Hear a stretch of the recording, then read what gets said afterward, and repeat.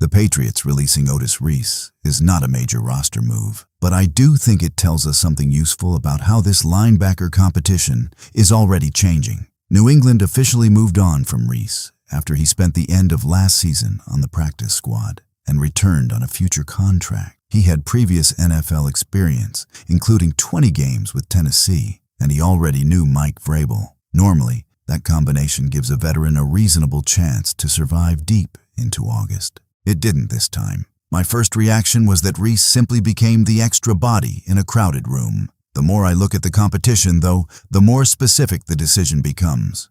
Spillane and Christian Elliss are established at the top. Behind them, Britt and Muma offer experience and special teams value. While New England also has younger players it needs to evaluate. That last part is probably what worked against Reese. A rookie such as Nnamdi Obiazor gives the Patriots developmental upside and coverage ability. Khalil Jacobs and Riley Wilson are also younger, cheaper players who can earn their place by showing that they belong on multiple special teams units. Reese had experience, but experience only helps when it gives the team a role it can't get somewhere else. And for a backup linebacker, defense is only part of the job. The 5th or 6th linebacker usually isn't making the roster because the coaches expect him to play 60 defensive snaps. He survives because he can cover kicks, handle physical assignments in space, and step into the defense without forcing the staff to change the entire package. That's why I would watch Britt, Muma, and the rookies more closely now.